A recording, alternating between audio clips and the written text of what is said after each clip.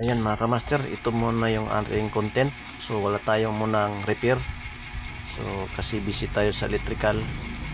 So ito yung ginawa ng ating kasama. So nag-elbow tayo para doon sa mga switch or outlet. Ayan. Ito pala yung panel din. So ayan.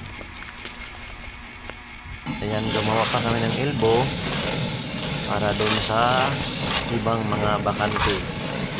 So ayan pala yung kasama natin, si Master Adan o Pusa.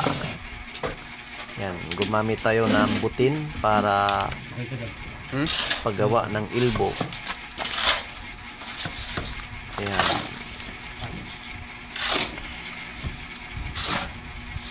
So ito yung mga project namin, pangmalakihan to mga kamaster. 3 room to. Yan, ang laki ng mga room to. 4x3 yung meters yung room nila. So ito pala yung kusina. So nag-abang din tayo dito ng mga outlet. Then ito yung outlet sa labas. Then dito tayo sa loob, bali 2 outlet lang sa loob. Then isang switch. Then punta tayo sa CR, isang switch din. Then may dito, tawag para sa water heater. So ayan. So ito yung switch dito sa entrance. Yan mga kamaster. So ang ganda dito yung mga tanawin, kasi nandito tayo sa bukid. Ito yung ilaw natin dito sa labas. Ayan. So ayan mga kamaster. So pasok tayo dito sa pangalawang kwarto. Din 2 outlet rin dito, din isang switch. Ganon din dito sa CR. May switch din yung water heater at saka na dyan sa baba.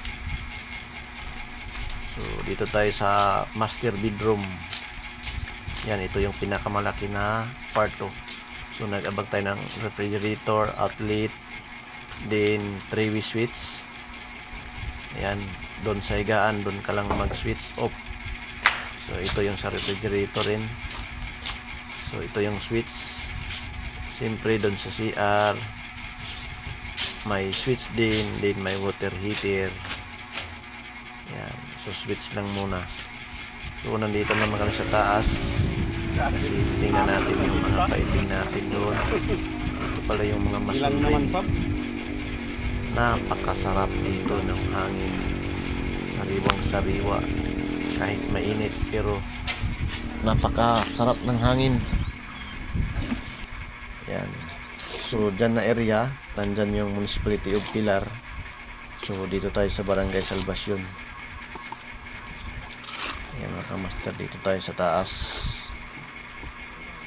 Yan yung mga box na abang namin para sa pag-wiring.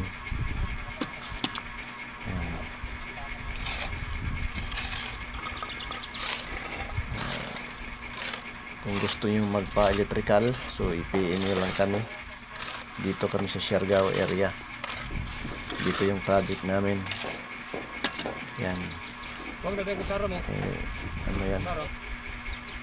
Maganda dito kasi lookout yung view. Nandito sa bukid. So andyan natin yung foreman. Shout out Joel Burha.